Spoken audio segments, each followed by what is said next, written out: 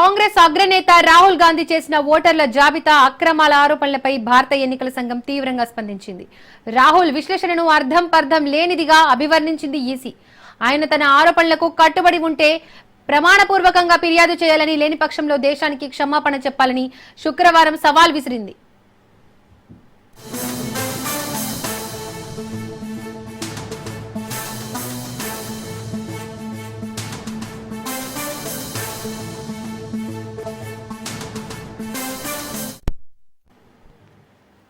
India కూటమి సమావేశంలో రాహుల్ గాంధీ 2024 లోక్సభ ఎన్నికల సందర్భంగా కర్ణాటకలోని ఓ అసెంబ్లీ సెగ్మెంట్ లో భారీగా ఓట్ల అక్రమాలు జరిగాయని ఆరోపిస్తూ ఒక ప్రెజెంటేషన్ ఇచ్చారు. తమ సర్వేలో ఒకే ఓటరు పేరు పలుమార్లు నమోదు కావడం, ఇతర రాష్ట్రాల ఓటర్ల జాబితాలోని అదే వ్యక్తి పేరు ఉండడం, ఉనికిలో లేని చిరునామాలు, ఒకే ఇంటి నంబర్పై వందలాది ఓట్లు, ఫోటోలు సరిగా లేని గుర్తింపు కార్డులు, కొత్త ఓటర్ల కోసం ఉద్దేశించిన ఫారం 6 దుర్వినియోగం వంటి అనేక అవకతవకలను గుర్తించినట్లు ఆయన వివరించారు. అంతేకాకుండా అధికార బీజేపీకి ప్రయోజనం చేకూర్చేలా ఎన్నికల సంఘం ఎన్నికల షెడ్యూల్ ను రూపొందించిందని, డిజిటల్ ఓటర్ల జాబితాను తమకు ఇవ్వడానికి నిరాకరించిందని రాహుల్ ఆరోపించారు.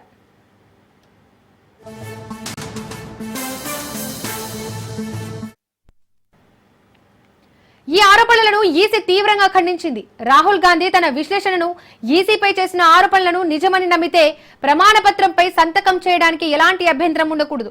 ఒకవేళ ఆయన సంతకం చేయకపోతే ఆయన తన విశ్లేషణను నమ్మడం లేదని స్పష్టమవుతోంది. ఆ పక్షంలో ఆయన దేశానికి క్షమాపణ చెప్పాలి. ఆయన ముందు ఈ రెండే మార్గాలున్నాయని ఈసీ వర్గాలు స్పష్టం చేశాయి.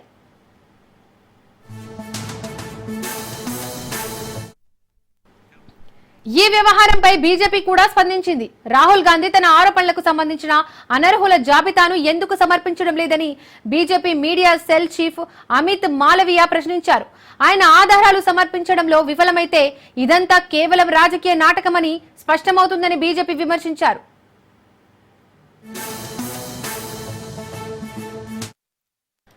ఇక దీనికి సంబంధించి మరిన్ని డీటెయిల్స్ మా ప్రతినిధి రాజు అందిస్తారు. రాజు,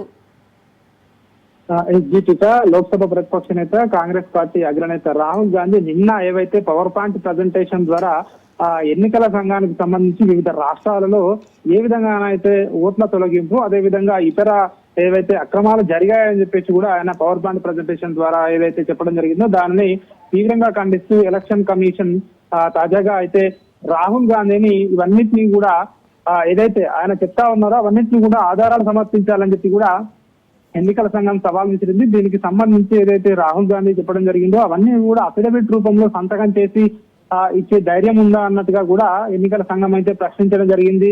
ఒకవేళ అట్లా ఇవ్వకుంటే, అఫిడవిట్ రూపంలో సంతకం చేసి ఇవ్వకుంటే ఆయన దేశ ప్రజలందరికీ కూడా క్షమాపణ చెప్పాలని చెప్పేసి కూడా తీవ్ర స్థాయిలో రాహుల్ గాంధీని ఎలక్షన్ కమిషన్ ప్రశ్నించినటువంటి పరిస్థితి కనిపిస్తా ఉంది. నిన్న ఆయన పవర్ పాయింట్ ప్రజెంటేషన్ లో మనము చూసినట్టయితే ప్రధానంగా ఈ కర్ణాటకలో కావచ్చు, అదేవిధంగా మహారాష్ట్రలో కావచ్చు, ఇతర రాష్ట్రాలు కావచ్చు, చాలా చోట్ల ఎన్నికలకు సంబంధించి ప్రక్రియలో భాగంగా ఈ ఓటర్లను తొలగింపు కావచ్చు, అదేవిధంగా కొత్త ఓటర్ నమోదు ప్రక్రియ ఫామ్ 6 ఏదైతే ఉంటుందో సో దాన్ని కూడా బీజేపీ పార్టీకి అనుకూలంగా మార్చుకొని దొంగ ఓట్లు తయారు చేశారు. అదేవిధంగా అర్హుల ఓట్లు చాలా వరకు కూడా ఇతర పార్టీలకు చెందినటువంటి సానుభూతి పరుల ఓట్లను తొలగించారని చెప్పి కూడా రాహుల్ గాంధీ విమర్శలు చేయడం జరిగింది. నిన్న పవర్ పాయింట్ ప్రజెంటేషన్ లో కూడా చూపించడం జరిగింది.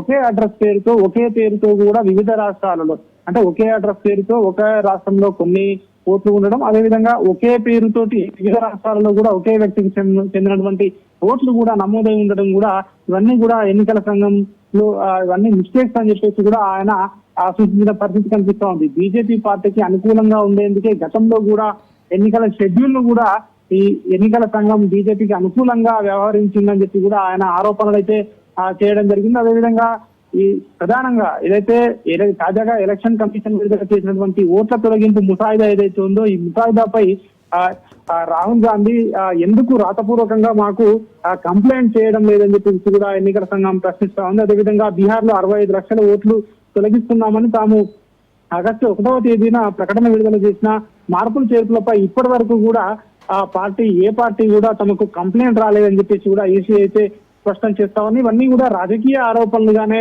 చూస్తా ఉన్నామని చెప్పేసి కూడా ఎలక్షన్ కమిషన్ చెప్తా ఉంది. రాహుల్ గాంధీ చేసినటువంటి ఇట్లాంటి తీవ్రమైన ఆరోపణలు ఏవైతే ఉన్నాయో ఇవన్నీ కూడా అఫిడవిట్ రూపంలో తాను ప్రమాణం చేసి ఎలక్షన్ కమిషన్ కు సమర్పించాలని, లేదంటే దేశవ్యాప్తంగా ఉన్నటువంటి ప్రజలకు క్షమాపణ చెప్పాలని చెప్పేసి కూడా ఆ ఎన్నికల కమిషన్ అయితే రాహుల్ గాంధీకి ఒక వార్నింగ్ ఇచ్చినటువంటి పరిస్థితి మనం అయితే చూస్తా ఉన్నాము. ఎన్నికల రిగ్గింగ్ కి సంబంధించి రాహుల్ గాంధీ చేసినటువంటి ఆరోపణలకు ఎక్కడ కూడా ఆధారాలు లేవు అని చెప్పేసి కూడా ఎన్నికల కమిషన్ చెప్తా ఉంది. దీనికి సంబంధించి అది మహారాష్ట్ర, హర్యానా, అదేవిధంగా ఇతర రాష్ట్రాల్లో ఎన్నికల సమయంలో అవకతవకలు జరిగాయని చెప్పేసి కూడా ఆయన ఏదైతే ప్రస్తుతం నిన్న పవర్ పాయింట్ ప్రజెంటేషన్ లో చెప్పారో అప్పుడే మరి అవకతవకలకు సంబంధించి ఎందుకు దానికి సంబంధించి కంప్లైంట్ ఇవ్వలేదని చెప్పేసి కూడా ఎన్నికల కమిషన్ చెప్తున్నటువంటి పరిస్థితి కనిపిస్తా ఉంది. రాహుల్ గాంధీ పదే పదే ఇట్లాంటి వ్యాఖ్యలు ఏవైతే చేస్తా ఉన్నారో దీన్ని బీజేపీ కూడా తాజాగా విమర్శలు చేస్తా ఉంది. దీనికి సంబంధించి బీజేపీ జాతీయ ఏదైతే మీడియా సలహాదారులు ఎవరైతే ఉన్నారో వారు కూడా విమర్శలు చేస్తా ఉన్నటువంటి పరిస్థితి కనిపిస్తా ఉంది. రాహుల్ గాంధీ తన ఓటమిని